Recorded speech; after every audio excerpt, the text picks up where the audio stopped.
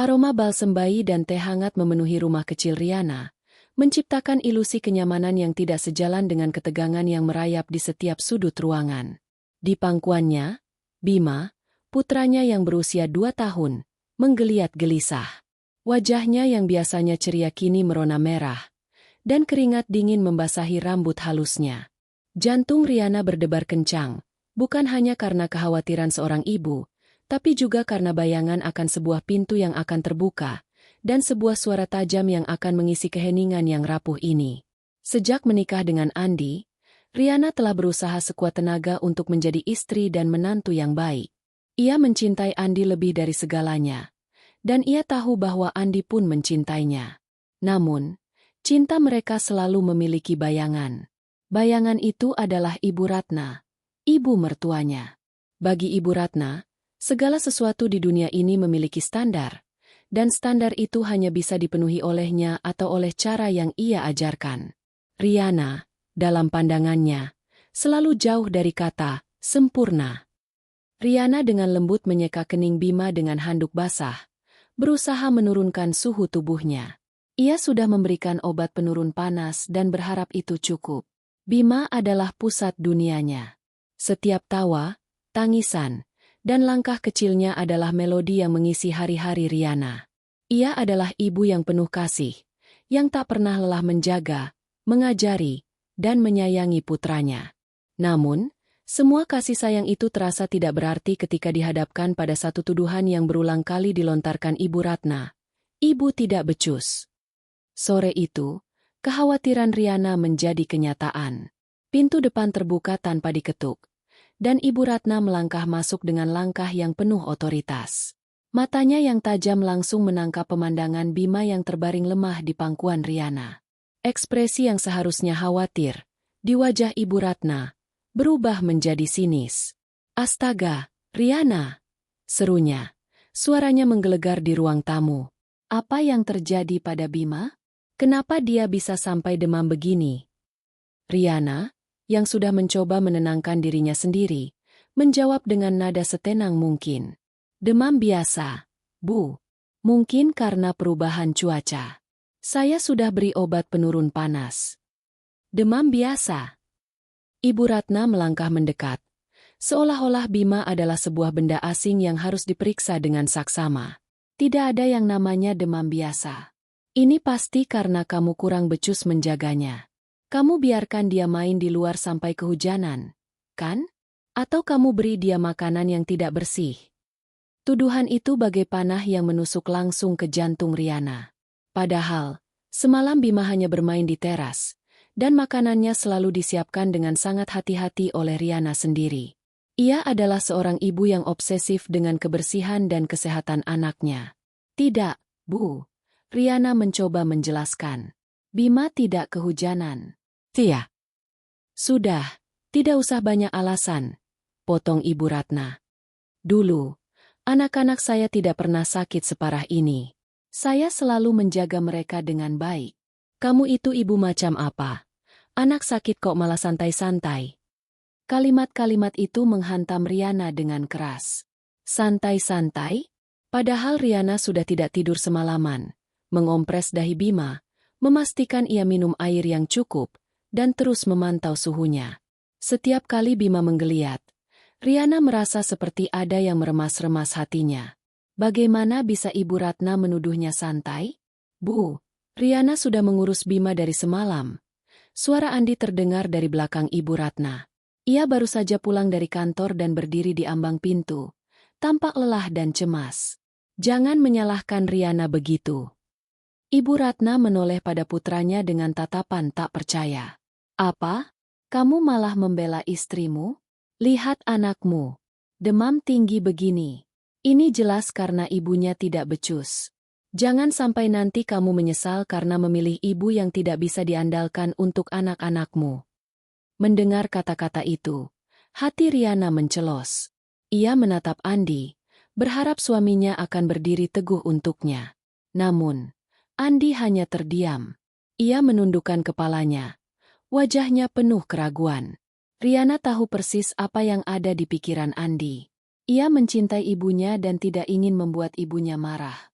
Ia selalu memilih jalan aman, menghindari konfrontasi, bahkan jika itu harus mengorbankan perasaan Riana. Sikap diam Andi kali ini lebih menyakitkan daripada kata-kata tajam Ibu Ratna. Diamnya seolah membenarkan setiap tuduhan yang dilontarkan ibunya. "Kamu, Riana, minggir. Biar ibu yang urus Bima," perintah Ibu Ratna, menarik Bima dari pangkuan Riana tanpa permisi. Riana hanya bisa tertegun. Tangannya kosong, hatinya hancur. Ia merasa seperti direnggut dari dunia yang ia bangun dengan susah payah. Di mata Ibu Ratna, Riana tidak lebih dari seorang pengasuh yang tidak becus. Perasaan itu sangatlah menyakitkan. Lebih dari sekadar sakit hati, ini adalah luka yang menganga pada harga dirinya sebagai seorang ibu. Ia mundur beberapa langkah, membiarkan Ibu Ratna sibuk mengompres Bima, memberinya air, dan terus bergumam tentang betapa tidak becusnya Riana. Riana melirik ke arah Andi yang masih berdiri diam, seolah-olah ini bukanlah urusannya. Air mata yang selama ini ia tahan akhirnya tumpah. Ia merasa sendirian, tanpa dukungan, dan dicap gagal oleh orang yang seharusnya menjadi keluarganya. Malam itu, Riana tidak tidur. Ia duduk di kursi, menatap ke arah Bima yang sudah mulai pulih di tempat tidur, dijaga oleh Ibu Ratna. Riana merasa asing di rumahnya sendiri. Ia teringat akan semua pengorbanan yang telah ia lakukan, semua kekhawatiran yang ia rasakan. Ia bertanya-tanya, apakah Ibu Ratna akan pernah melihat semua itu? "Aku tidak bisa terus-menerus begini," bisik Riana pada dirinya sendiri. Suaranya bergetar. Hatinya telah melewati titik batas. Sakitnya diperlakukan seperti itu sudah terlalu dalam. Pandangannya beralih dari Bima ke Ibu Ratna, lalu ke Andi. Kecewa dan amarah bercampur menjadi tekad yang membara. Riana tidak akan membiarkan dirinya dihina lagi. Ia tidak akan membiarkan putranya menjadi alasan baginya untuk dicap gagal. Ia akan membuktikan kepada Ibu Ratna, kepada Andi, dan yang paling penting, kepada dirinya sendiri, bahwa ia adalah ibu yang baik. Tekad itu muncul dari kepedihan yang mendalam, dan Riana bersumpah, suatu hari nanti, Ibu Ratna akan menyesali setiap kata-kata yang telah dilontarkannya. Matahari pagi menyelinap masuk melalui celah gorden, menyinari debu-debu kecil yang menari di udara. Cahaya hangat itu seolah mencoba menghapus sisa-sisa kengerian malam sebelumnya. Bima, putranya, kini tertidur pulas di ranjang.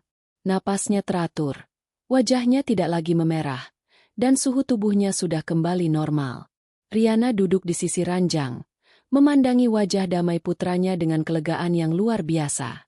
Ia mengusap rambut Bima dengan lembut, merasakan keajaiban seorang ibu yang telah berhasil menjaga anaknya melewati masa sulit.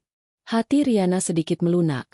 Ia mencoba membuang jauh-jauh rasa sakit hati yang ditinggalkan oleh mertuanya. Ia berharap dengan pulihnya Bima, Ibu Ratna akan melihat sendiri betapa Riana telah berusaha. Ia berharap Ibu Ratna akan menyadari bahwa tuduhannya tidak berdasar. Namun, ketenangan itu ternyata hanya ilusi. Udara di rumahnya masih terasa dingin, dipenuhi sisa-sisa kalimat pedas yang terngiang di telinganya. Beberapa hari berikutnya, kehidupan kembali berjalan seperti biasa, namun dengan dinamika yang berbeda. Ibu Ratna masih sering berkunjung, tetapi ia mengubah taktiknya. Jika sebelumnya ia menyerang secara langsung, kini ia menggunakan sindiran-sindiran halus yang lebih menusuk, sebuah strategi pasif-agresif yang jauh lebih menyakitkan daripada ledakan kemarahan yang terbuka. Setiap kata-katanya adalah perbandingan yang tidak adil, sebuah pengingat yang menyakitkan akan ketidaksempurnaan Riana di matanya. Suatu siang, Ibu Ratna melihat Riana sedang menyuapi Bima dengan sup sayuran yang kaya nutrisi.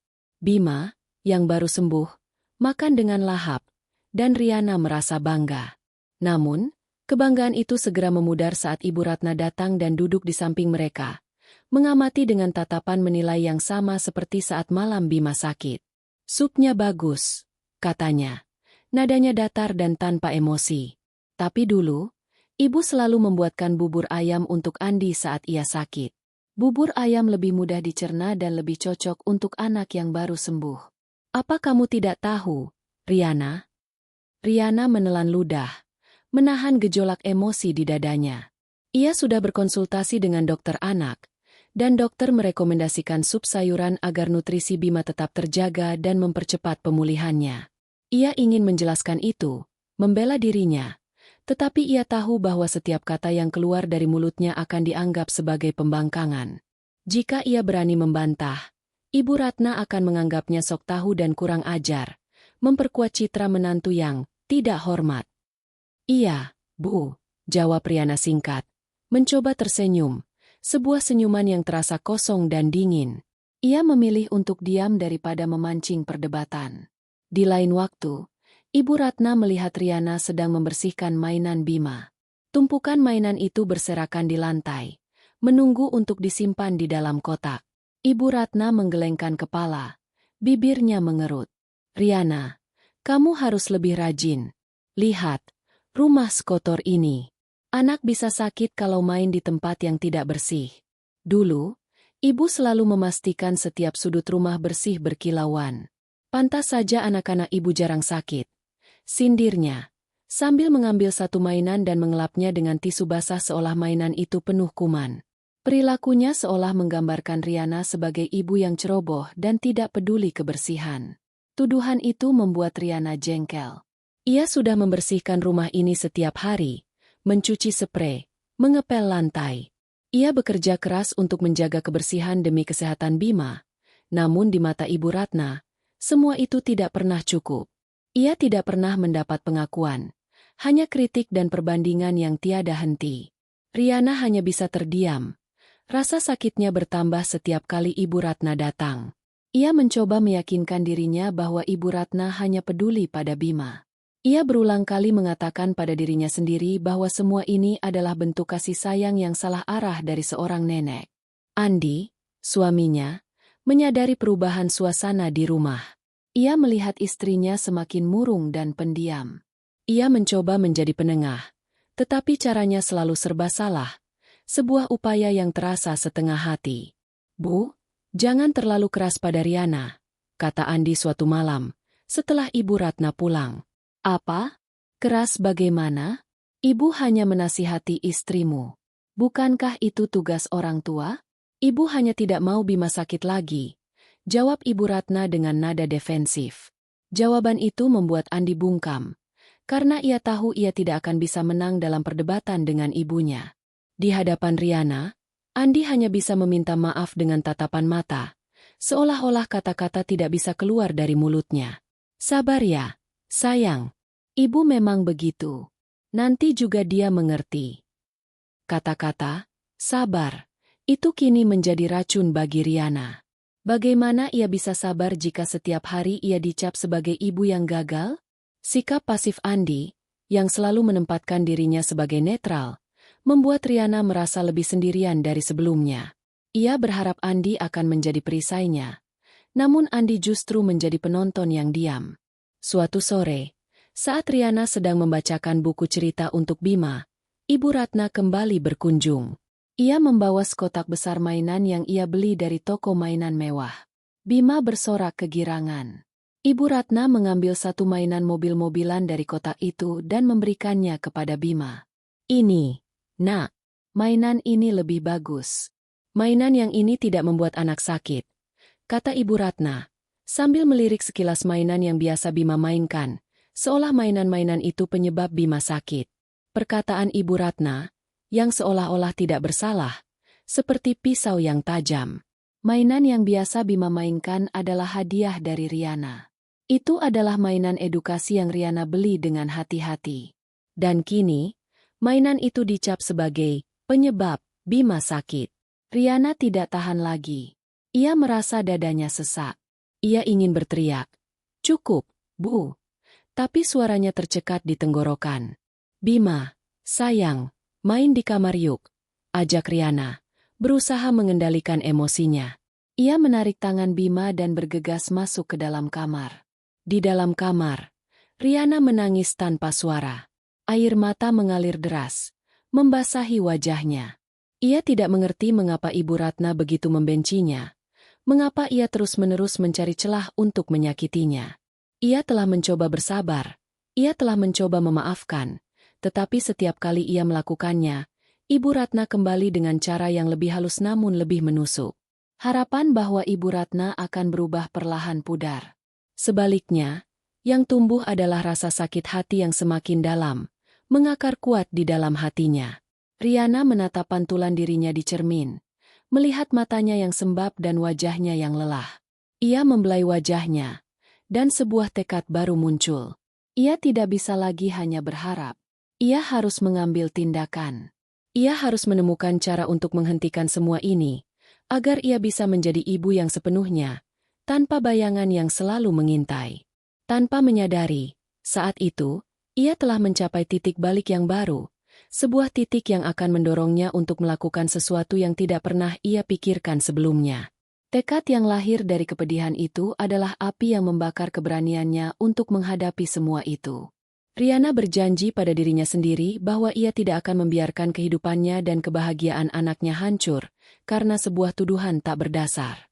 Malam itu, Riana mencoba memejamkan mata, namun ketakutan merayap masuk ke setiap sudut pikirannya. Keremangan kamar yang biasanya terasa nyaman, kini terasa seperti sangkar yang menjebaknya. Udara terasa berat, dipenuhi sisa-sisa sindiran dari hari-hari sebelumnya yang membebani jiwanya. Ia sudah melakukan semua yang ia bisa sebagai seorang ibu, namun di mata mertuanya, semua itu tidak ada artinya. Ia merasa lelah, bukan hanya secara fisik karena kurang tidur, tetapi juga mental karena terus-menerus disalahkan. Pukul 2 dini hari, sebuah suara parau dari kamar Bima memecah keheningan yang menyesakkan. Itu bukanlah tangisan manja yang biasa Bima keluarkan saat ia minta susu atau ingin digendong. Itu adalah tangisan yang penuh rasa sakit, sebuah jeritan kesakitan yang langsung membangunkan insting keibuan Riana. Jantungnya berdegup kencang, memompakan adrenalin ke seluruh tubuhnya. Tanpa berpikir panjang, ia segera bergegas menuju kamar putranya. Di bawah cahaya lampu tidur yang remang-remang, pemandangan itu membuat darahnya serasa membeku. Tubuh Bima yang mungil panas membara, dan ia menggigil hebat. Bibirnya pucat dan matanya setengah terbuka, menunjukkan ketidaknyamanan yang luar biasa. Riana segera meraih termometer, dan angka yang tertera di sana membuat lututnya lemas. 39,8 derajat Celcius. Panasnya lebih tinggi dari yang sebelumnya. Dengan tangan gemetar, Riana mengompres dahi Bima, memberinya obat penurun panas, dan mengganti pakaiannya dengan yang lebih tipis. Air matanya menetes, jatuh di pipi Bima yang masih panas. Perasaan tak berdaya yang begitu kuat merayap, seolah-olah ia adalah kapal yang rapuh di tengah badai. Ia telah melakukan semua yang ia tahu, menjaga kebersihan rumah, memastikan Bima makan makanan bergizi, dan memberikan nutrisi terbaik. Lalu, mengapa Bima harus sakit lagi? Pertanyaan itu terus-menerus berputar di kepalanya, menuduhnya, mencapnya sebagai ibu yang gagal. Pagi harinya, Riana memutuskan untuk membawa Bima ke dokter. Ia tidak bisa lagi mengandalkan instingnya. Ia membutuhkan jawaban, diagnosis, dan kepastian. Namun, sebelum ia sempat mengenakan jaket, pintu rumahnya kembali terbuka dengan suara derit yang akrab. Kali ini, tidak hanya Ibu Ratna, tetapi juga suaminya, Andi, yang baru pulang dari urusan luar kota. Ibu Ratna melangkah masuk, tatapannya langsung menembus Riana, seolah ia sudah tahu apa yang terjadi bahkan sebelum melihatnya. Melihat Riana yang panik dan Bima yang terbaring lemas di gendongannya, ekspresi Ibu Ratna langsung berubah menjadi amarah yang meledak-ledak. Astaga, Riana, aku sudah bilang, anak itu lagi-lagi sakit, teriak Ibu Ratna, tidak memedulikan ketenangan yang dibutuhkan oleh Bima. Kamu ini benar-benar ceroboh. Aku bilang hati-hati. Tapi kamu tidak dengar. Apa saja yang kamu lakukan selama ini? Hanya duduk-duduk di sofa dan melihat drama? Anakmu sakit seperti ini dan kamu hanya bisa diam. Tuduhan itu bagai tamparan keras di wajah Riana. Ia ingin membantah, mengatakan bahwa ia telah menjaga Bima siang dan malam, tapi kata-kata tidak bisa keluar dari tenggorokannya. Ia menatap Andi, berharap ada pembelaan. Namun, Andi hanya bisa berdiri diam, menundukkan kepalanya, tidak berani menatap ibunya. Riana merasa dikhianati, tidak hanya oleh Andi, tetapi juga oleh takdir yang seolah terus-menerus menguji kesabarannya. Bukan ibu yang membuat dia sakit. Andi, istrimu yang membuat anak ini sakit. Lihat, dia bahkan tidak becus mengurus dirinya sendiri. Apalagi anakmu. Mungkin memang sudah takdirnya. Seorang ibu yang tidak becus. Kata-kata itu bagai bom yang meledak. Riana merasa dunianya runtuh. Ia menatap Ibu Ratna, kemudian beralih ke Andi, berharap ada pembelaan.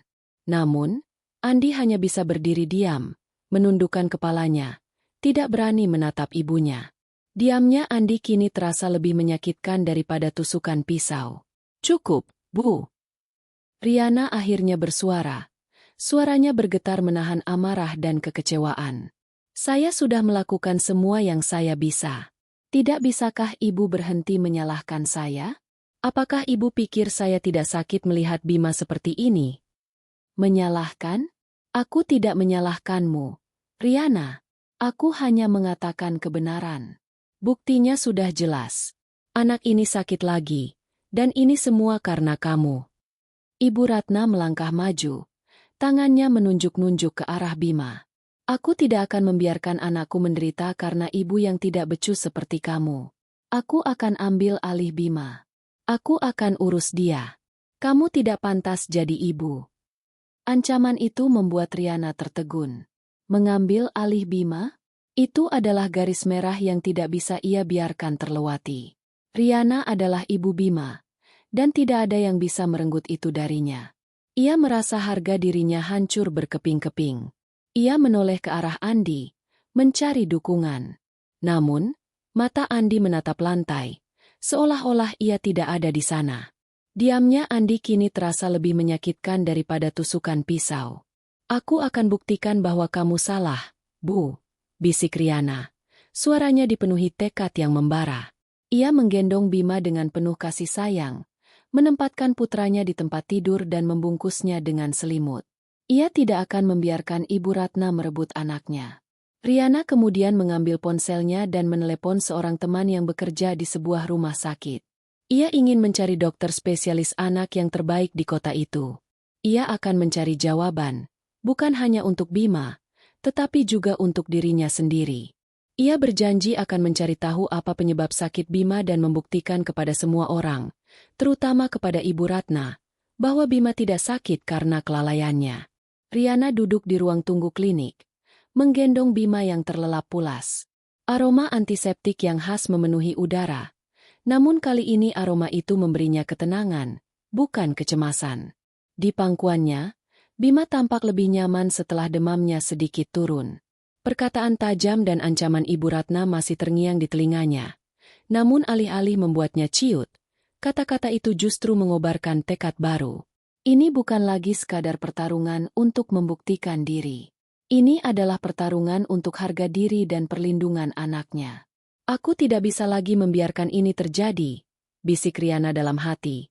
Jari-jarinya membelai pipi Bima yang lembut. Ia tidak akan membiarkan kehidupannya dan kebahagiaan anaknya hancur karena sebuah tuduhan tak berdasar. Di matanya, Andi yang pasif dan Ibu Ratna yang arogan telah mengambil terlalu banyak hal darinya. Kini, ia akan mengambil kembali kendali atas hidupnya. Saat nama Bima dipanggil, Riana dengan tegak melangkah masuk ke ruang praktik. Di sana, ia bertemu dengan Dokter Amara, seorang dokter anak yang terkenal sangat sabar dan bijaksana. Dokter Amara memiliki senyuman yang hangat, dan matanya memancarkan ketenangan yang menenangkan. Riana menjelaskan semua yang terjadi, dari demam pertama hingga demam kedua yang lebih parah. Ia juga menceritakan bagaimana Ibu Ratna terus-menerus menyalahkannya. Dokter Amara mendengarkan dengan saksama, sesekali mengangguk. Setelah memeriksa Bima, Dokter Amara menjelaskan bahwa Bima menderita infeksi ringan pada saluran pernapasan. Ini hal yang wajar pada anak-anak. Imunitas mereka belum sepenuhnya matang, jadi mereka rentan terhadap virus atau bakteri yang ada di sekitar kita. Itu tidak ada hubungannya dengan cara Anda merawatnya, Ibu Riana, kata Dokter Amara dengan lembut. Kata-kata itu bagaikan embun pagi yang menyejukkan hati Riana. Dokter Amara tidak hanya memberikan diagnosis medis, tetapi juga memberikan penguatan moral yang sangat Riana butuhkan. Saya tahu Anda pasti merasa tertekan. Tapi percayalah, Anda adalah ibu yang hebat. Saya bisa melihatnya dari bagaimana Anda merawat Bima dengan penuh kasih sayang. Tambah Dokter Amara, tersenyum. Mendengar kata-kata itu, Riana merasa ada beban berat yang terangkat dari pundaknya. Untuk pertama kalinya dalam waktu yang lama, ia merasa divalidasi. Ia bukan ibu yang gagal. Ia hanya seorang ibu yang sedang berjuang. Pulang dari klinik, Riana tidak lagi merasa terpuruk. Ia mengambil ponselnya dan mulai mencari artikel-artikel medis tentang kesehatan anak, jurnal-jurnal pengasuhan, dan berbagai informasi yang berkaitan dengan tumbuh kembang anak. Ia juga mulai menyimpan semua percakapan yang ia rekam sebagai bukti, termasuk sindiran-sindiran dari Ibu Ratna. Malam harinya, Andi pulang. Ia melihat perubahan pada istrinya. Riana tidak lagi murung, namun ada aura dingin yang menyelimuti dirinya. "Sayang, Bima bagaimana?" tanya Andi, hati-hati. "Bima baik-baik saja," jawab Riana singkat. Ia menyodorkan ponselnya yang menunjukkan sebuah dokumen digital. "Ini hasil diagnosis dari dokter. Bima sakit karena infeksi virus, bukan karena kelalaianku." Andi membaca dokumen itu dengan kening berkerut. "Syukurlah. Aku sudah bilang, ibu hanya cemas." "Cemas?" potong Riana, suaranya tajam. "Andi, ibu bukan cemas. Ibu menyalahkanku, merendahkanku, dan bahkan mengancam akan mengambil Bima dariku. Apa kamu tidak bisa melihat itu? Apakah kamu tidak punya keberanian untuk membela istrimu di depan ibumu sendiri?" Andi terdiam. Ia tidak tahu harus menjawab apa. Riana, yang selama ini selalu sabar, kini berani menuntut. "Aku akan membuktikan bahwa tuduhan ibu salah," lanjut Riana. "Dan aku butuh kamu di sisiku, bukan di antara kita." Kata-kata itu menusuk Andi, membuatnya merenung. Ia melihat tekad di mata Riana, tekad yang tidak pernah ia lihat sebelumnya. Ini bukan lagi tentang Bima. Ini adalah tentang mereka, tentang Riana, dan tentang kehormatan yang telah direnggut. Riana tidak menunggu jawaban Andi. Ia melangkah ke kamar, meninggalkan suaminya dalam keheningan yang penuh pemikiran. Ia tahu, ia telah melewati titik balik. Ia tidak akan membiarkan dirinya ditindas lagi. Ia akan membuktikan bahwa dirinya pantas dicintai, dihargai, dan dihormati. Pagi harinya, Riana membawa Bima ke klinik tempat Dokter Amara praktik. Suasana di dalam mobil terasa berbeda dari sebelumnya. Jika dulu ia datang dengan hati yang hancur dan diliputi kecemasan, kali ini ia datang dengan langkah yang lebih pasti. Riana tidak lagi datang hanya untuk mendapatkan pengobatan untuk Bima, tetapi juga untuk mencari jawaban, validasi, dan sebuah kepastian bahwa ia tidak salah. Di ruang tunggu, ia melihat seorang wanita parubaya yang terlihat sangat elegan. Wanita itu duduk dengan anggun, mengenakan seragam dokter yang bersih. Matanya menatap tajam ke arah Bima yang masih terlelap dalam gendongan Riana. Riana merasa sedikit tidak nyaman, tetapi ia berusaha bersikap tenang. Ia tahu bahwa ia tidak bisa lagi membiarkan keraguan menguasai dirinya. Saat nama Bima dipanggil, wanita itu berdiri dan tersenyum ramah pada Riana. "Anda Ibu Riana, kan?" tanyanya. "Saya Dokter Amara. Saya senang Anda datang." Riana terkejut. Wanita itu adalah Dokter Amara yang ia cari-cari. Ia merasa lega, seolah ia telah menemukan oase di tengah gurun pasir. Dokter Amara membawa mereka ke dalam ruang praktik dan menutup pintu. Di dalam ruangan, Riana merasa aman. Ia meletakkan Bima di ranjang periksa dan mulai menceritakan semua yang terjadi, dari demam pertama hingga demam kedua yang lebih parah. Ia juga menceritakan bagaimana Ibu Ratna terus-menerus menyalahkannya dan bagaimana ia merasa sendirian dalam menghadapi semua itu. Dokter Amara mendengarkan dengan saksama, sesekali mengangguk. Ia tidak memotong pembicaraan. Ia hanya menatap Riana dengan penuh pengertian. Setelah Riana selesai bercerita, Dokter Amara mengambil tangannya. Sakitnya Bima disebabkan oleh infeksi virus, yang merupakan hal yang sangat wajar pada anak-anak. Imunitas mereka belum sepenuhnya matang, jadi mereka rentan terhadap virus dan bakteri yang ada di sekitar kita. Itu tidak ada hubungannya dengan cara Anda merawatnya, Ibu Riana. Jelas Dokter Amara, suaranya lembut dan menenangkan. Saya sudah melakukan semua yang saya bisa, jawab Riana. Suaranya bergetar. Tapi ibu mertua saya terus-menerus menyalahkan saya. Saya merasa seperti saya gagal. Dokter Amara tersenyum. Saya tahu Anda pasti merasa tertekan. Tapi percayalah, Anda adalah ibu yang hebat. Saya bisa melihatnya dari bagaimana Anda merawat Bima dengan penuh kasih sayang, kata Dokter Amara. Jangan biarkan perkataan orang lain merendahkan diri Anda. Anda tidak perlu membuktikan apapun pada mereka. Kata-kata itu bagaikan embun pagi yang menyejukkan hati Riana.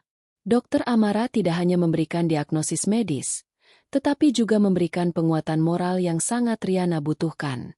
Ia merasa divalidasi, ia merasa dihargai. Untuk pertama kalinya dalam waktu yang lama, ia merasa tidak sendirian. Pulang dari klinik, Riana tidak lagi merasa terpuruk.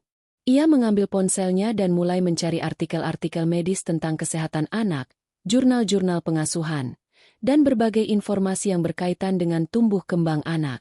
Ia juga mulai menyimpan semua percakapan yang ia rekam sebagai bukti, termasuk sindiran-sindiran dari Ibu Ratna. Malam harinya, Andi pulang. Ia melihat perubahan pada istrinya. Riana tidak lagi murung, namun ada aura dingin yang menyelimuti dirinya. Sayang, Bima bagaimana? Tanya Andi, hati-hati. Bima baik-baik saja, jawab Riana singkat. Ia menyodorkan ponselnya yang menunjukkan sebuah dokumen digital.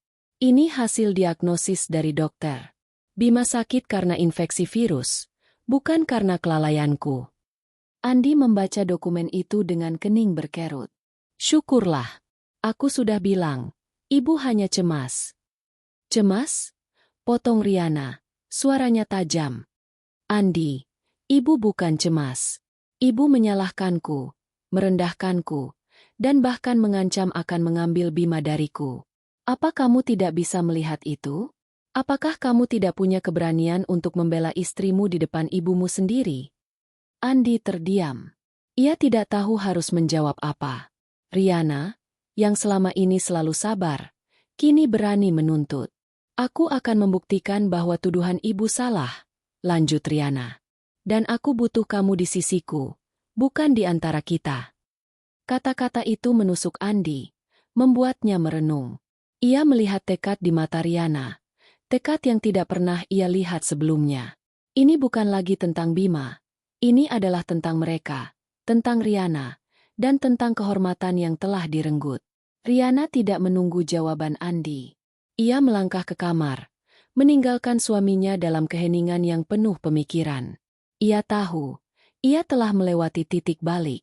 Ia tidak akan membiarkan dirinya ditindas lagi. Ia akan membuktikan bahwa dirinya pantas dicintai, dihargai, dan dihormati. Malam itu, kata-kata Riana terus bergema di benak Andi. Aku butuh kamu di sisiku, bukan di antara kita. Kalimat itu bukan hanya sebuah tuduhan, melainkan sebuah permohonan yang menusuk hatinya. Ia terbiasa menjadi penengah, menjadi jembatan antara dua wanita yang paling ia cintai, ibunya dan istrinya. Namun, selama ini, ia tidak menyadari bahwa posisinya yang netral justru membuat Riana merasa sendirian. Diamnya, yang ia kira sebagai bentuk hormat pada ibunya, ternyata adalah sebuah pengkhianatan kecil terhadap istrinya. Andi berjalan ke kamar, menemukan Riana sudah terlelap di samping Bima. Di wajahnya, ia melihat jejak kelelahan dan ketegasan yang tidak pernah ia lihat sebelumnya. Ia memandangi Riana, mengingat betapa ia mencintai wanita itu. Riana adalah ibu yang penuh kasih, dan ia telah melakukan yang terbaik untuk Bima. Ia juga menyadari bahwa ibunya, Ibu Ratna, telah melewati batas. Keesokan paginya, Andi mengambil cuti kerja. Ia bertekad untuk menyelesaikan masalah ini. Ia pergi ke rumah ibunya dan duduk di ruang tamu, menunggu. Tidak lama kemudian, Ibu Ratna datang. Andi, kenapa tidak bilang kalau mau datang? Ibu bisa buatkan kopi, kata Ibu Ratna. Tidak, Bu. Aku butuh bicara serius. Jawab Andi, suaranya tegas. Ada apa? Apa Riana mengadu lagi? Tanya Ibu Ratna. Suaranya berubah sinis. Ini bukan soal Riana mengadu, Bu. Ini soal Bima. Dan soal Riana. Jawab Andi. Ia mengambil napas dalam-dalam. Bu, Riana bukan ibu yang tidak becus. Ia sudah melakukan semua yang ia bisa untuk Bima. Dokter juga bilang, Bima sakit karena infeksi virus, bukan karena Riana. Ibu Ratna terkejut. Dokter? Dokter mana? Kamu percaya saja sama omongan dokter itu? Tentu saja aku percaya, Bu. Riana sudah menunjukkan buktinya. Bima tidak sakit karena kelalaian Riana. Ibu harus berhenti menyalahkan Riana. Ibu Ratna terdiam. Ia tidak menyangka putranya akan berani membantahnya. Ia telah terbiasa dengan Andi yang selalu menuruti perkataannya. Kamu, Andi, membela istrimu di depan ibumu sendiri. Katanya, suaranya bergetar. Aku tidak membela Riana, Bu. Aku hanya mengatakan kebenaran. Riana adalah istriku, dan Bima adalah anakku. Aku tidak akan membiarkan ibu menyakitinya lagi. Aku mohon, Bu, jangan lagi mengatakan hal-hal seperti itu. Jangan lagi membuat Riana merasa tidak berharga. Kata-kata Andi menusuk hati Ibu Ratna. Ia tidak menyangka putranya akan berani berbicara seperti itu. Ia melihat tekad di mata putranya. Tekad yang tidak pernah ia lihat sebelumnya. Ibu Ratna merasa bingung. Ia menyadari bahwa ia telah melewati batas, dan bahwa ia telah menyakiti hati Riana dan juga putranya. Sementara itu, Riana merasa lega. Untuk pertama kalinya, ia merasa bahwa suaminya ada di sisinya. Ia tidak lagi merasa sendirian. Ia tahu, perjalanan ini masih panjang, tetapi ia yakin bahwa ia dan Andi akan melewati semuanya bersama-sama. Setelah percakapan seriusnya dengan Andi, Riana merasakan beban berat terangkat dari pundaknya. Untuk pertama kalinya, ia merasa bahwa ia tidak sendirian. Ia tahu, langkah Ibu Ratna tidak akan mudah berubah, tetapi dukungan Andi memberinya kekuatan yang tak ternilai. Ia merasa siap untuk menghadapi apapun yang akan datang. Keesokan harinya, Bima bangun dengan demam yang kembali naik. Riana tidak panik. Ia tahu harus berbuat apa. Ia menelepon klinik Dokter Amara dan mendapatkan janji temu. Riana tahu bahwa saatnya telah tiba untuk menghadapi Ibu Ratna dengan kebenaran yang tak terbantahkan. Sesampainya di rumah sakit, Riana melihat Ibu Ratna dan Andi sudah menunggu. Tampaknya, Andi sudah meminta ibunya untuk ikut. Melihat Riana, Ibu Ratna tidak bisa menyembunyikan kekesalannya. Kenapa kamu bawa Bima ke sini? Ke dokter itu? Apa kamu pikir kamu bisa membodohi kami dengan omongan dokter itu? Bu, Riana sudah meneleponku, kata Andi. Dokter Amara yang meminta kita datang. Ibu, Riana, kita akan mendengarkan apa yang dikatakan dokter. Riana hanya diam. Ia tahu, kata-kata tidak akan mengubah apapun. Hanya bukti yang bisa. Di ruang praktik, Dokter Amara menyambut mereka dengan senyum. Ia memeriksa Bima dengan saksama. Setelah itu, ia berbalik ke arah mereka. Bima menderita infeksi virus yang sama dengan yang dideritanya minggu lalu. Ini bukan karena Riana tidak becus. Ini karena sistem kekebalan tubuhnya yang masih lemah. Tapi, kenapa anak itu sakit terus-menerus? Kalau bukan salahnya, siapa yang salah? Tanya Ibu Ratna, menolak untuk menerima kenyataan. Dokter Amara mengambil napas dalam-dalam. Ibu, tidak ada yang salah. Anak-anak memang sakit. Itu adalah bagian dari proses pertumbuhan. Mereka terkena virus, tubuh mereka melawan, dan sistem kekebalan tubuh mereka menjadi lebih kuat. Setiap orang tua yang bijaksana akan tahu itu. Kata-kata itu menghantam Ibu Ratna. Ia terkejut. Ia tidak menyangka Dokter Amara akan berani membantahnya secara langsung.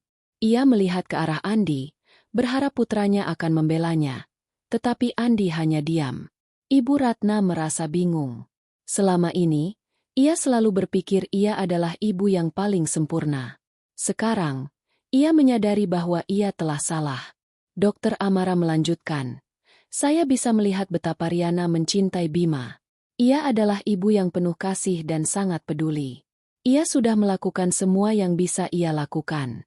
Saya bisa melihatnya dari bagaimana ia berbicara tentang Bima. Ia adalah ibu yang hebat. Kata-kata itu bagai bom yang meledak. Ibu Ratna terdiam, tidak bisa lagi menyangkal. Wajahnya yang arogan kini berubah menjadi ekspresi penyesalan dan malu. Ia menyadari bahwa ia telah melewati batas, dan bahwa ia telah menyakiti Riana dan juga putranya. Sementara itu, Riana merasa lega. Untuk pertama kalinya, ia merasa bahwa ia telah menang. Ia tidak lagi merasa sendirian. Ia tahu, perjalanan ini masih panjang, tetapi ia yakin bahwa ia dan Andi akan melewati semuanya bersama-sama. Di dalam mobil dalam perjalanan pulang dari klinik, keheningan terasa begitu berat. Jauh lebih berat dari ketegangan yang biasa menyelimuti mereka. Itu bukanlah keheningan biasa, melainkan sebuah ruang hampa yang dipenuhi oleh pengakuan yang tak terucap dan rasa malu yang mendalam. Ibu Ratna duduk di kursi depan, tubuhnya kaku dan tegang. Wajahnya menoleh keluar jendela, seolah pemandangan kota yang padat lebih menarik daripada wajah putranya di spion atau wajah menantunya di kursi belakang. Setiap hembusan napasnya terasa berat, menahan ribuan kata yang ingin keluar tapi tertahan di tenggorokan. Di belakang, Riana duduk dengan tenang, menggendong Bima yang kini terlelap nyenyak dalam tidurnya. Kemenangan yang ia rasakan di klinik ini bercampur dengan rasa iba yang aneh. Ia melihat punggung rapuh Ibu Ratna, bukan lagi sebagai lawan, tetapi sebagai seorang wanita yang hancur. Wajah Ibu Ratna yang arogan kini digantikan oleh ekspresi penyesalan dan malu. Riana tahu, ini adalah awal dari sebuah perubahan. Sesampainya di rumah, Andi segera membawa Bima ke kamar untuk menidurkannya. Ia kemudian duduk di samping Riana, menatapnya dengan tatapan yang penuh rasa bersalah. "Riana, aku minta maaf," bisiknya. Suaranya parau. "Aku seharusnya tidak pernah membiarkan ibu mengatakan hal-hal itu padamu. Aku tahu aku diam dan itu membuatmu berjuang sendirian. Aku seharusnya membela kalian." Riana tersenyum lemah. "Tidak apa-apa, Andi. Aku tahu kamu mencintai ibumu. Tapi, aku juga membutuhkanmu untuk mencintai dan membelaku. Aku senang kamu akhirnya menyadarinya. Aku juga mencintaimu, Riana. Dan aku mencintai Bima. Aku tidak akan lagi diam. Aku akan membela kalian," jawab Andi dengan tegas, menggenggam tangan Riana. Sementara itu, Ibu Ratna duduk di ruang tamu, sendirian. Ia merasa seperti dunia yang ia bangun dengan susah payah, kini runtuh. Selama ini, ia selalu berpikir ia adalah ibu yang paling sempurna, seorang wanita yang tahu segalanya tentang pengasuhan. Namun, kata-kata Dokter Amara telah menghancurkan ilusi itu. Ia menyadari bahwa ia telah salah, dan bahwa ia telah menyakiti Riana dan juga putranya. Ia mengingat kembali setiap perkataannya. "Ibu tidak becus. Anak ini sakit karena kamu. Aku akan ambil alih Bima." Kata-kata itu kini terasa seperti pisau yang ia gunakan untuk melukai orang-orang yang ia cintai. Ia tidak bisa lagi menyangkal bahwa ia telah melewati batas. Tiba-tiba, Riana datang dan duduk di samping Ibu Ratna. Ia membawa secangkir teh hangat dan menyodorkannya kepada ibu mertuanya. "Minumlah, Bu." "Ibu terlihat lelah," kata Riana. Suaranya lembut, tanpa sedikit pun nada amarah. Ibu Ratna terkejut. Ia tidak menyangka Riana akan memperlakukannya dengan begitu baik setelah semua yang ia lakukan. Matanya berkaca-kaca. "Riana," bisiknya. "Bu, aku tidak membenci ibu," kata Riana. "Aku tahu ibu hanya cemas. Tapi cara ibu menyampaikannya membuatku sakit." "Aku tahu," jawab Ibu Ratna. Air mata mengalir di pipinya. "Aku minta maaf, Riana. Aku minta maaf atas semua kata-kata dan perbuatanku. Aku terlalu egois. Aku terlalu sombong. Aku hanya ingin menjadi yang terbaik. Tapi, aku ternyata salah." Riana mengusap air mata Ibu Ratna. "Aku memaafkan ibu. Tapi aku mohon, Bu, jangan lagi mengatakan hal-hal seperti itu. Aku adalah ibu Bima, dan aku akan melakukan yang terbaik untuknya." Ibu Ratna memeluk Riana. Dan untuk pertama kalinya, Riana merasakan kehangatan yang tulus dari ibu mertuanya. Ia tahu, perjalanan ini masih panjang, tetapi ia yakin bahwa ia dan Ibu Ratna akan melewati semuanya bersama-sama. Pagi harinya, rumah terasa begitu berbeda. Tidak ada lagi keheningan yang menusuk. Tidak ada lagi ketegangan yang menyesakkan. Semuanya terasa lebih ringan, lebih damai. Sebuah babak baru telah dimulai. Udara pagi yang sejuk masuk melalui jendela yang terbuka lebar, membawa aroma bunga melati dari halaman depan yang biasanya terasa terabaikan. Dapur yang biasanya menjadi medan perang kata-kata, kini dipenuhi suara dentingan sendok, aroma wangi kopi yang baru diseduh, dan tawa kecil Bima yang sedang asyik bermain dengan mainannya. Andi dan Riana duduk di meja makan, saling berpandangan dengan senyum yang dipenuhi kelegaan. Di seberang mereka, duduklah Ibu Ratna yang kini terlihat lebih tenang dari biasanya. Ia tidak lagi duduk dengan wajah tegang, melainkan dengan senyum yang tulus yang samar-samar terlihat di sudut bibirnya. Tangannya yang biasanya sibuk menyilangkan diri di dada, kini ia letakkan dengan tenang di atas paha. Saat Riana selesai menyiapkan sarapan, Ibu Ratna berinisiatif mengambil piring dan sendok, sesuatu yang tidak pernah ia lakukan sebelumnya. Ia mengambil nasi dan lauk dengan hati-hati, dan meletakkannya di piring Riana. "Makanlah, Riana," katanya. Suaranya lembut, bahkan sedikit bergetar. Semalam ibu tidak bisa tidur.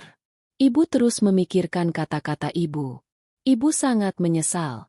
Ibu menyadari bahwa ibu sudah keterlaluan. Riana terkejut. Ia tidak menyangka Ibu Ratna akan mengatakan hal itu. Ia tersenyum dan mengangguk. "Terima kasih, Bu." Ibu Ratna kemudian beralih ke Andi. "Andi, Ibu bangga padamu. Kamu sudah berani membela istrimu."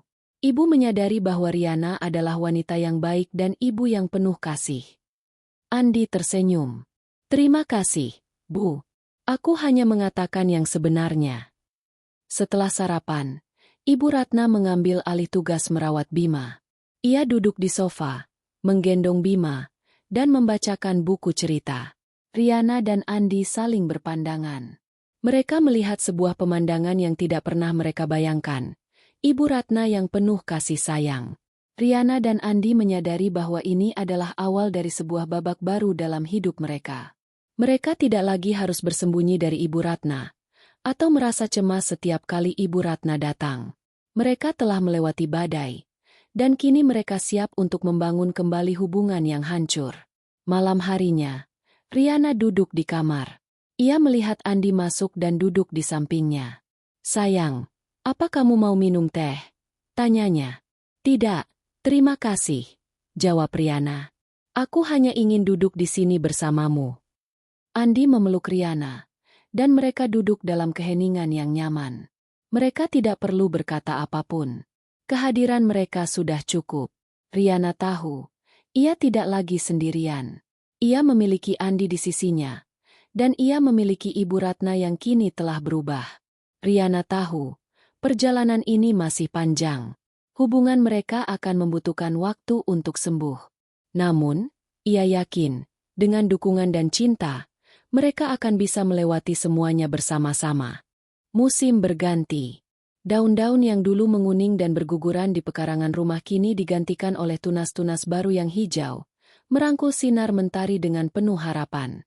Angin yang dulu dingin dan menusuk, kini berubah menjadi hembusan lembut yang membawa aroma segar tanah basah, seolah alam itu sendiri turut merayakan perubahan yang terjadi. Begitu pula dengan hubungan dalam keluarga kecil Andi dan Riana. Ketegangan yang dulu seperti jurang dalam yang memisahkan mereka kini telah terisi, digantikan oleh jembatan kasih sayang dan pemahaman yang kokoh, dibangun dari puing-puing masa lalu yang rapuh. Perubahan pada Ibu Ratna tidak terjadi dalam semalam. Itu adalah sebuah proses yang panjang, lambat, dan penuh dengan perjuangan batin yang tak terlihat. Ia adalah seorang wanita yang terbiasa dengan kebenaran tunggalnya sendiri, terbiasa berada di posisi yang selalu benar. Mengakui kesalahan adalah hal yang paling sulit ia lakukan. Terasa seperti meruntuhkan seluruh fondasi yang ia bangun seumur hidupnya. Ada saat-saat di mana ia masih terpancing untuk mengomentari cara Riana mengurus Bima.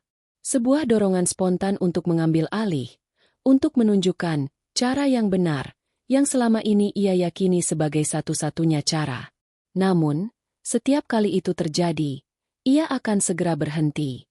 Matanya akan bertemu dengan tatapan Riana yang tenang, tatapan yang tidak lagi dipenuhi ketakutan, melainkan oleh pengertian dan penerimaan. Ibu Ratna akan menarik napas dalam-dalam, menunduk, dan meminta maaf dengan tulus. "Maaf, Riana. Ibu lupa," bisiknya suatu kali, saat ia hampir saja mengkritik cara Riana memakaikan jaket pada Bima. "Tidak apa-apa, Bu," jawab Riana dengan senyum tulus. Ia tahu, kebiasaan lama tidak mudah dihilangkan, dan ia menghargai setiap usaha Ibu Ratna, sekecil apapun itu. Ia tidak lagi melihat Ibu Ratna sebagai musuh, tetapi sebagai seorang wanita yang sedang berjuang untuk menyembuhkan luka-lukanya sendiri. Riana menyadari, pertarungan yang ia menangkan bukanlah tentang membuktikan ia lebih baik, melainkan tentang menunjukkan bahwa mereka semua bisa menjadi lebih baik. Andi, yang kini menjadi pendukung terkuat Riana, juga memainkan peran penting dalam proses rekonsiliasi ini.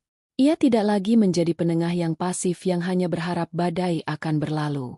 Ia menjadi jembatan yang kokoh, menjalin komunikasi yang lebih baik antara Riana dan ibunya. Setiap kali Ibu Ratna datang, Andi akan memastikan mereka bertiga menghabiskan waktu bersama. Ia akan mengarahkan percakapan, memastikan topik yang dibahas adalah hal-hal ringan dan positif, menjauhkan mereka dari kenangan pahit. Andi telah menemukan suaranya, dan suara itu kini digunakan untuk menyatukan, bukan untuk memisahkan. Ia belajar bahwa cinta sejati tidak hanya diam, tetapi juga berani berbicara. Suatu sore, saat Bima terlelap pulas di kamarnya, Ibu Ratna duduk di sofa dengan Riana. Udara terasa begitu nyaman, dipenuhi keheningan yang damai. Riana mengeluarkan album foto keluarga yang baru ia buat dan memberikannya pada Ibu Ratna. Ibu Ratna menerima album itu dengan tangan bergetar, membalik halaman demi halaman dengan perlahan. Senyum kecil terukir di wajahnya saat ia melihat foto-foto Bima sejak ia lahir hingga kini. Ia berhenti pada sebuah foto Bima saat masih sangat kecil. "Dulu ibu sangat cemas," katanya. Suaranya pelan dan penuh emosi. "Ibu takut Bima akan sakit. Ibu takut kamu tidak bisa mengurusnya. Ibu takut Bima tidak akan bahagia." "Aku tahu, Bu," jawab Riana, mengambil tangan Ibu Ratna. "Aku juga takut. Tapi aku tidak akan pernah membiarkan Bima tidak bahagia." Ibu Ratna mengangguk. Matanya berkaca-kaca. "Maafkan Ibu, Riana. Ibu tahu Ibu sangat keterlaluan. Ibu menyakiti kamu dengan kata-kata Ibu. Ibu sangat menyesal. Ibu seharusnya lebih percaya padamu. Kamu adalah ibu yang lebih baik dari yang pernah Ibu bayangkan. Maafkan Ibu." "Aku memaafkan Ibu," kata Riana. Suaranya bergetar menahan tangis. Ia memeluk Ibu Ratna dengan erat. "Kita sudah melewati semuanya, Bu. Kita sudah menjadi keluarga seutuhnya." Pelukan itu terasa begitu hangat. Sebuah pelukan yang sudah lama mereka berdua rindukan. Ini bukan hanya sebuah momen rekonsiliasi, tetapi sebuah tanda bahwa luka-luka masa lalu perlahan mulai sembuh. Di hari ulang tahun Bima yang pertama, rumah mereka dipenuhi tawa dan kebahagiaan. Ibu Ratna datang membawa kue ulang tahun buatan tangannya. Ia memeluk Bima dengan erat, dan air mata kebahagiaan mengalir di pipinya. "Selamat ulang tahun, cucu Ibu," bisiknya. "Terima kasih sudah membuat kami semua bahagia." Andi memeluk Riana, dan mereka saling berpandangan. Mereka melihat kebahagiaan yang tulus di mata Ibu Ratna, kebahagiaan yang tidak pernah mereka lihat sebelumnya. Mereka tahu, perjalanan ini masih panjang. Hubungan mereka akan terus tumbuh dan berkembang.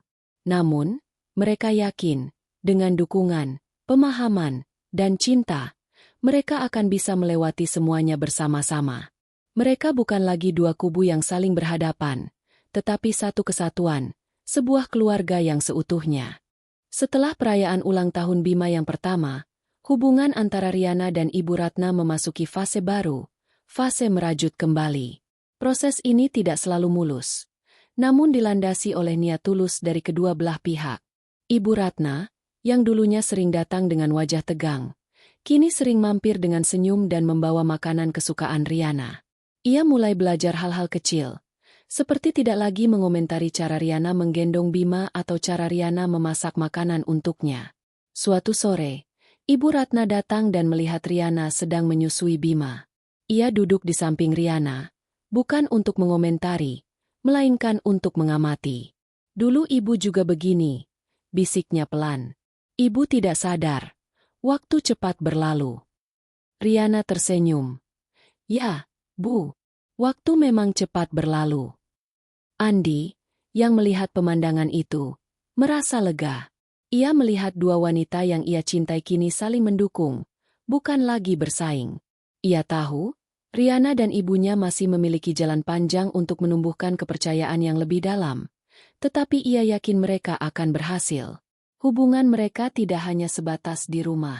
Suatu hari, Ibu Ratna mengundang Riana dan Andi untuk makan malam di rumahnya. Riana setuju, namun dengan sedikit kecemasan. Ia tidak yakin apakah suasana di rumah Ibu Ratna akan sama seperti dulu. Namun, kecemasannya hilang saat ia tiba. Ibu Ratna menyambut mereka dengan senyum yang tulus, dan bahkan menyiapkan makanan kesukaan Riana.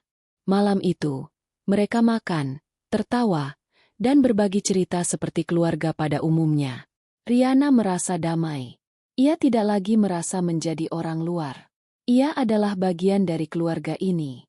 Andi, ibu sangat berterima kasih karena kamu sudah membela Riana. Ibu sadar bahwa ibu sudah salah, kata Ibu Ratna. Andi tersenyum. Tidak apa-apa, Bu. Kita sudah melewati semuanya. Riana, yang mendengarkan percakapan itu, merasa bahagia. Ia melihat bagaimana Andi, yang dulu pasif, kini telah menjadi sosok yang berani dan bertanggung jawab. Ia juga melihat bagaimana Ibu Ratna, yang dulu arogan, kini telah menjadi sosok yang penuh kasih sayang. Riana tahu, ia telah melewati badai yang paling berat dalam hidupnya. Ia tahu, ia telah menemukan keluarganya yang seutuhnya. Ia tahu, ia tidak lagi sendirian. Ia memiliki Andi di sisinya, dan ia memiliki Ibu Ratna yang kini telah berubah. Setelah hubungan yang membaik antara Riana dan Ibu Ratna, keluarga kecil mereka mulai menciptakan kenangan baru yang manis. Tidak ada lagi sindiran, tidak ada lagi kecemasan. Yang ada hanyalah tawa, kehangatan, dan cinta. Suatu hari, Riana menemukan sebuah album foto lama di lemari Ibu Ratna. Itu adalah album foto pernikahan Ibu Ratna. Riana terkejut melihat betapa cantiknya Ibu Ratna di masa muda, dan betapa bahagia ia terlihat di samping suaminya. Ini ibu dan ayah, kata Ibu Ratna, yang datang dan duduk di samping Riana. Ayahmu adalah pria yang sangat baik. Ia sangat mencintai ibu. Riana melihat foto itu dengan mata berkaca-kaca. Ayah pasti bangga melihat Andi, bisiknya. Ya, ia pasti bangga, jawab Ibu Ratna, tersenyum. Ayahmu selalu bilang, cinta sejati adalah tentang saling mendukung, bukan saling merendahkan. Kata-kata itu menusuk hati Riana. Ia menyadari bahwa Ibu Ratna telah belajar banyak. Ia menyadari bahwa Ibu Ratna telah berubah, bukan karena ia terpaksa, melainkan karena ia ingin. Sejak saat itu, Riana dan Ibu Ratna sering menghabiskan waktu bersama. Mereka pergi berbelanja, memasak, dan merawat taman. Ibu Ratna juga sering menggendong Bima dan membacakan dongeng untuknya. Bima, yang dulu selalu merasa cemas setiap kali Ibu Ratna datang, kini merasa nyaman dan bahagia. Suatu sore, Riana duduk di teras, memandangi Ibu Ratna yang sedang bermain dengan Bima di halaman. Ia merasa damai. Ia tidak lagi merasa menjadi orang luar. Ia adalah bagian dari keluarga ini. Ia memiliki Andi di sisinya, dan ia memiliki Ibu Ratna yang kini telah berubah. Riana tahu, ia telah melewati badai yang paling berat dalam hidupnya. Ia tahu, ia telah menemukan keluarganya yang seutuhnya. Ia tahu, ia tidak lagi sendirian.